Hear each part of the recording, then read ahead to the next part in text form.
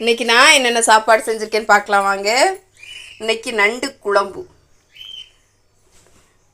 இந்த இருக்குல்ல, இது வந்து கொழுப்பு, நண்டோட கொழுப்பு. நண்டில் கொழுப்பு இருந்துச்சுன்னா நண்டு சூப்பராக இருக்கும்.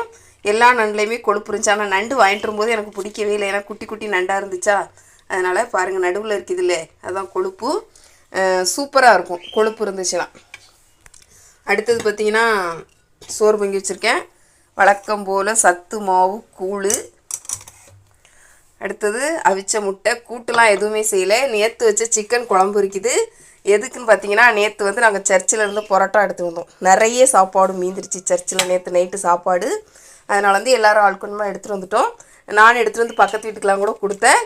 அப்புறமா இங்கே ஒரு பாத்திரத்தில் இருக்கல, இது வந்து பழைய கஞ்சி கொஞ்சம் மீதி இருக்கா, இதை வச்சு கொஞ்சம் மிளகு சோறு கிண்டலாம் அப்படின்னு சொல்லி வச்சுருக்கேன். நைட்டுக்கு தம்பிங்க சாப்பிட மாட்டாங்க, எங்களுக்கு மட்டும். இன்றைக்கி நம்ம